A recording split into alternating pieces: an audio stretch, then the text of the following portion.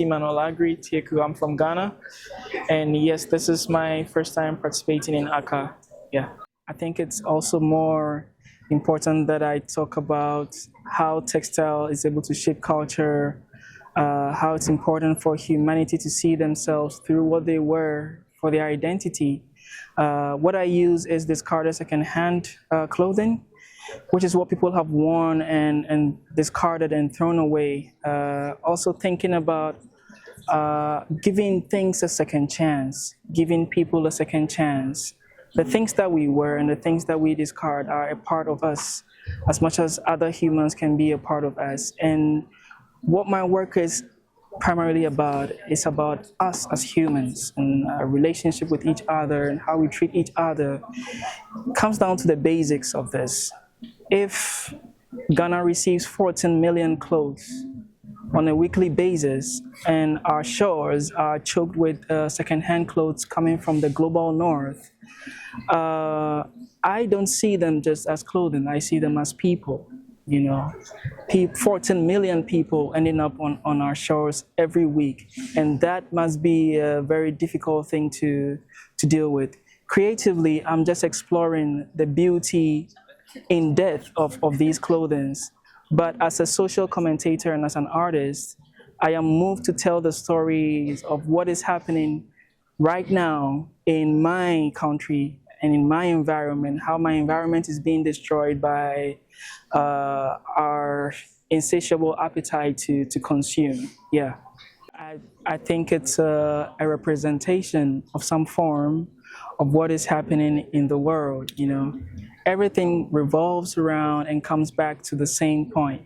It just means that what we put in is what we get in the world.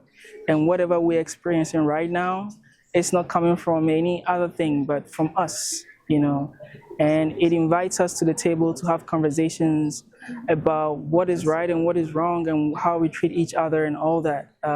But it's also a conversation to talk about our humanity and how important it is to preserve culture and to preserve who we are. The materials that I use have touched bodies. People have worn these clothes to parties. Lovers have argued whilst wearing these clothes. It goes to show that fabric is a part of humanity. It's just an extension of who we are. And I see these clothes as carriers of memories, if you could say. So what I am doing is kind of fabricating a portrait of the world. Even though my work is basically abstract, what you're looking at is a group portrait of so many people that I've never encountered. The reason we are so drawn to textile as a material because it's the only material that is so attached to our human existence that we can do away with. The thing about abstraction that I love so much is that I, as an artist, cannot impute my idea of what the work is on the viewer, and the viewer draws their own inspiration from the work. So what you think the work is what it means to you, and it becomes very personal when you look at it. Yeah. So I've been working on this project. It's my lifetime project.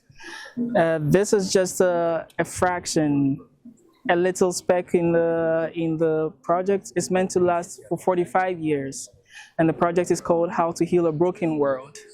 And it involves installations and interventions within public spaces. It's a traveling exhibition, so it's going to travel to every city around the world. We're going to do installations that are hundreds of meters long. I've already done installations on the Atlantic Ocean and castles around the world, on landfills, in cemeteries, just telling the story of humanity through textile.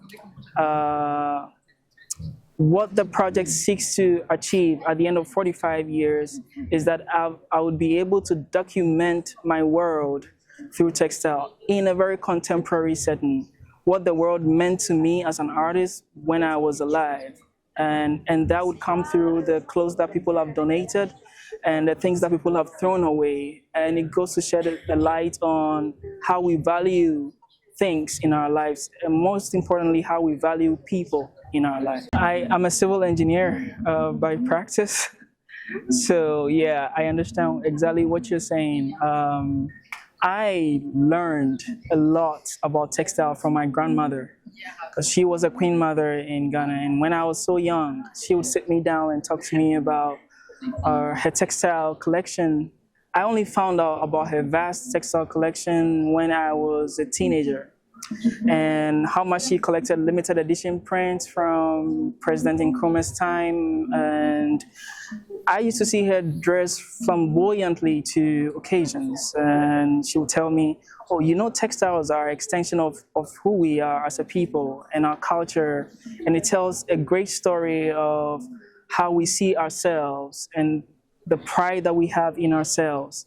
And I think the story hasn't changed, and it would never change. Textile and fashion keeps evolving. People keep changing how they want to look.